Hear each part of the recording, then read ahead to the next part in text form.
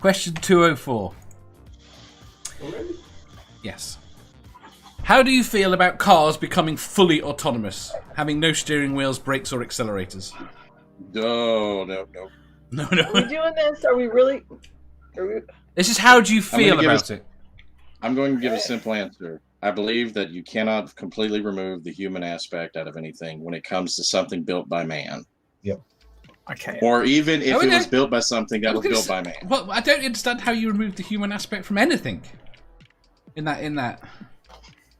If that makes sense. Yeah. I get what you're saying. Go on, sorry. Well, you need to be able to. Sorry. You need to be able to stop the vehicle in case of emergency or something like that. For whatever crazy reason, Dave decides to hack into your car, and you're sitting here you can't stop the vehicle. You see something that. Yeah, but you can have an emergency stop button. Yeah. Well, I'm just saying. There's too many. There needs to be a lot of fail safes, and you need to have the ability to take control. Because there's intuition that a machine can't have. Right, because if it's... Yeah, but the intuition a machine has is better. Intuition is the wrong word there. That's programming, not intuition. No, that's my point. And yours isn't. We are basically just big fucking computers. Organic ones, yes, but big fucking computers. Our intuition is an evolved thing, and computers can evolve their algorithms. I don't see this as a problem. Where I see the problem is mixing automatic driving with human driving. We need a straight out, no more human drivers, everything's computer driven. Then you get rid of all the problems. Because the problems aren't going to be the computers driving the vehicles, it's going to be the fucking humans. Yeah, but then you're going to have the trolley problem because I'm going to tell you this much: the robot's more likely going to choose the lesser of the casualties. Well, no, this is where we've discussed this at length because I think because the point is there are people like me that would hack it to solve that in my favour. Yeah, right. And humans don't do the right thing with the trolley problem either. No, that's the problem. We know this. It's been tested properly. Humans do the option that means do nothing. Yeah. On the whole, we choose to do nothing. At least the computer will do something. Yes, it will try. Mm-hmm. It will try. It will try to do its best. Humans panic and don't do. They try to usurp responsibility, try to pass it off to somebody else until it's over, and then they say, I could have done something, but I didn't. Because this is what we do. Not to dive too much into my nerdiness, but anybody else that's played Fallout 4, there's a DLC, called, Automaton. And what ends up happening is the programmer programmed these robots to protect humanity. Well, the robots eventually understood that to protect humanity from themselves, you'd have to wipe them out. Yeah. Right. You're talking about a game, not reality. No, but this experiment has been written on before. That's where it came from. That's what I was saying. Yeah, but it's a game. It's a fantasy. Still not reality. It is fantasy. It's still not reality. Would you trust? Yeah. Let's we're going to skip to other people because basically the aim of this one wasn't to delve into the ethics, but more the personal opinions. Yeah, and we've done you two to death and me. Sal. No, I'm just kidding. Go ahead. Go on. No. I was gonna bring a plane into it. So if we're gonna go completely autonomous, would you trust it to land itself? Planes are now landing themselves. Yeah, they already do. But all right, I get that. Are they passenger planes landing themselves? Yes. All right, I didn't know that. Now, don't get me wrong. Right now, there are people. There are pilots still on the plane watching over it. I mean, there was someone that made a joke, a former pilot that said, in the future in aeroplanes, in the cockpit, you are going to have the autopilot, a pilot, and a dog. The autopilot is to fly the plane. The pilot is to watch the autopilot, and the dog is to bite the pilot if it tries to do anything. Yeah. Because pilots are what cause the accidents, rarely the autopilot. No. And if the autopilot causes an accident, it's usually not because of the programming of the autopilot. It's usually because some aircraft mechanic fucked up. they stuck their hand in. That I agree with, because when I've been in a plane in autopilot, and the moment you touch something, that's it. Yeah, you're going down. So Yeah.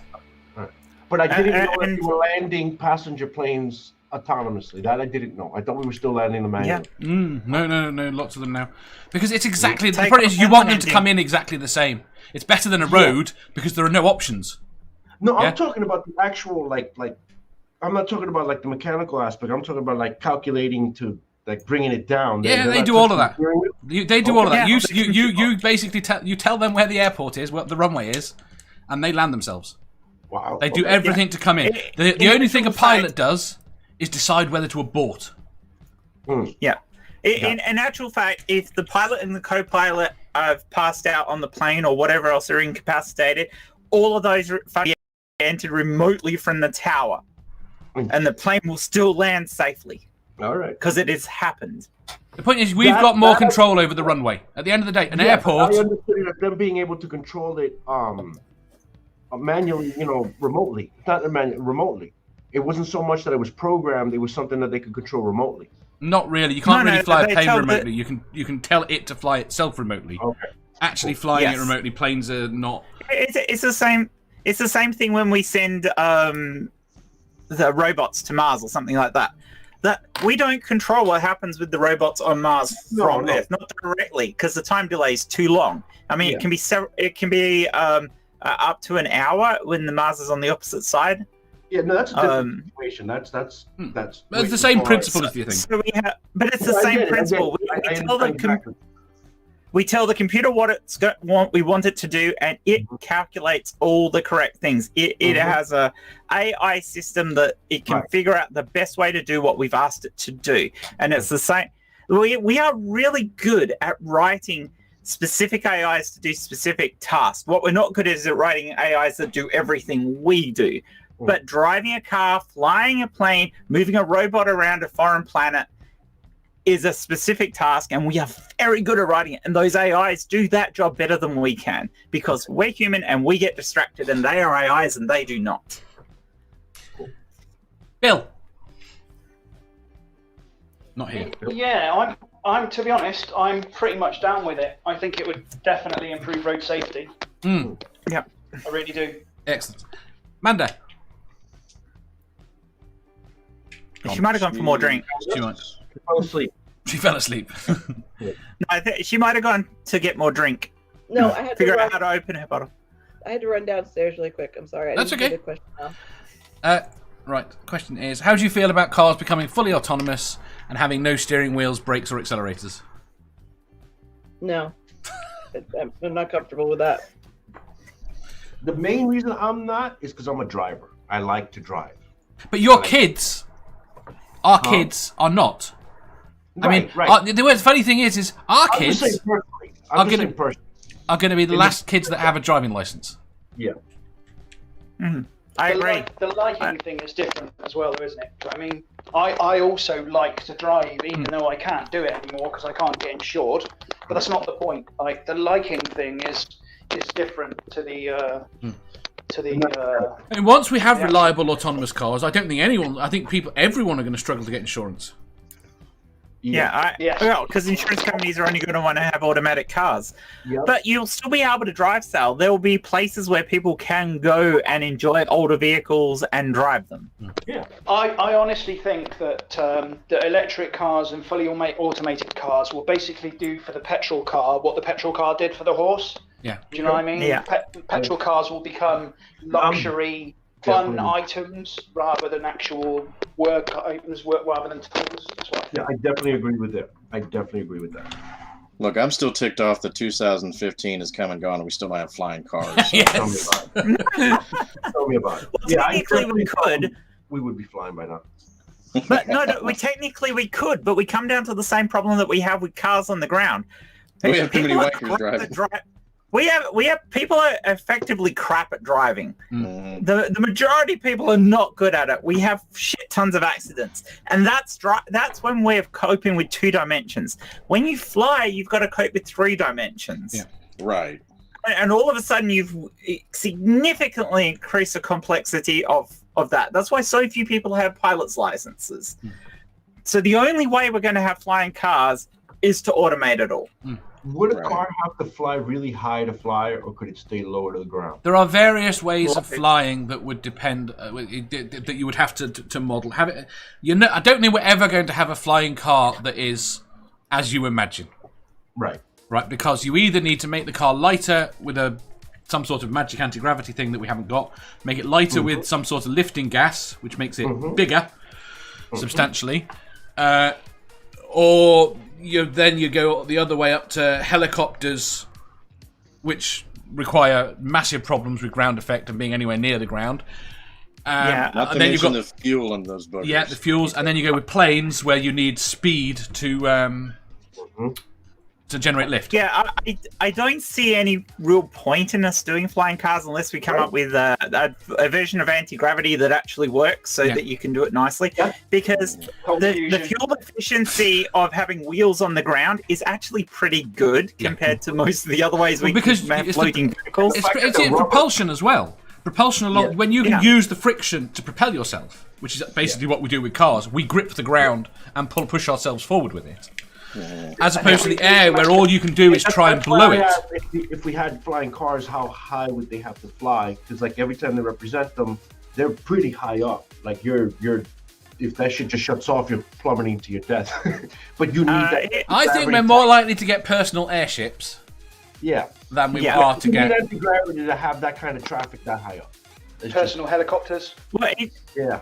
It's too much fuel. It's not much of a problem. Like I said, if it's all automatically controlled, the heights of them isn't necessarily an issue because the computer systems would control exactly what height they needed to fly at, so they all didn't bang into each other. So The But problem you'd you've have got. a reasonable height because of noise. Yes. Noise would be the issue. Well, apart from that, you could go with a massive cable system, Wow. which would technically be That's- flying. So aggravating. yeah, no. So, I mean, Seraphim Hyde says it. With flying cars, you have to keep in mind that most humans are idiots. I mean, to be honest, that's the problem with cars. At the end of the day, most people that are driving are not paying attention to driving. That's why I honestly think that the automated vehicles will definitely improve road safety. Oh, they will. I mean, if we could switch to all automated cars tomorrow, would there be virtually no deaths? And especially if we actually Your planned only roads around deaths them. would be That would be some the dick. only deaths would be stupid people who got in their old-fashioned car and tried to drive it amongst all the automatic roads, and people who walked out in the middle of the road in front of a car. And the best thing, when we go to autonomous cars, speed becomes not a problem. We can go we can go a lot 200 faster. miles an hour. Because all the Yep. cars are in sync and can slow down in the timescale. You don't need the stop as much as you need the overall stopping distance. The train of cars don't. And see, And you there's would the, no longer have traffic jams. well, therein lies the true conspiracy because most states get their funding between traffic violations and drug busts. So now, if they're not stopping vehicles to search their cars because they were speeding, they're going to lose a lot of funding. They get it on licensing. Mm.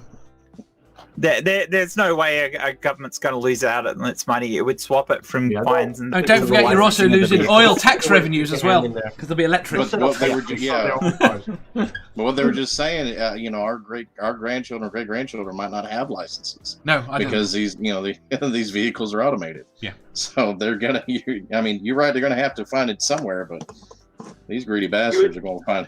They're gonna give you a No, I mean, license You to would still need breed. to have some They'll sort of find license to own the vehicle, I reckon. Much like we pay road tax in the UK, you would still have some sort of tax or Yes. license Yes. to own the vehicle itself. But I don't think most people would own a vehicle. Well, why would you own a vehicle if there could be one outside your house every time you wanted it? Right. Yeah, you'd be paying rentals and stuff like that, and then That's it'd be true. the You gotta- companies you paying gotta pay tax for on the the upkeep. vehicles. You got to So- pay for the upkeep of all that system, so you're gonna pay for it. Oh yeah, no, you're going to pay for it. I just don't think it's going to be. I think personal. It came up yesterday. Things that or the other day, things that we think are going to be archaic, and I think personal car Yeah. ownership is going to be archaic. I 100% agree with you there, Dave. And I think there'll be cars for specific things. Like a lot of the back area streets are going to be smaller, and the smaller electronic That'd be so cars much for getting better around though, wouldn't it? They're going to be tired. I mean, I've got a Tiny. 4x4 because I sometimes need a 4x4. Okay, the joys That's of what living mean where when I live. say that That's what I mean when I say that cars are going to become like horses. Yes. Like the ownership of them. That's what I saw. But I mean, I would much prefer to be able to get the car that I wanted. Now, my 4x4 is a pain in the arse 90% of the time. Right? But because I need to be able to lug 2 or 3 ton boats, I need a vehicle that can do that. Tell me it's a Land Rover or a Range Rover. Nissan Patrol. Yeah.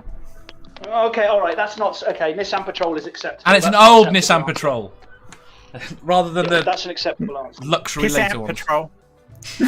The only acceptable answers really are Land Rover, Range Rover, Nissan Patrol, or a Toyota Hilux. I did think about a Toyota. I mean, to be honest, I would if I could have got a Defender that was new at the time, I would have got a Defender.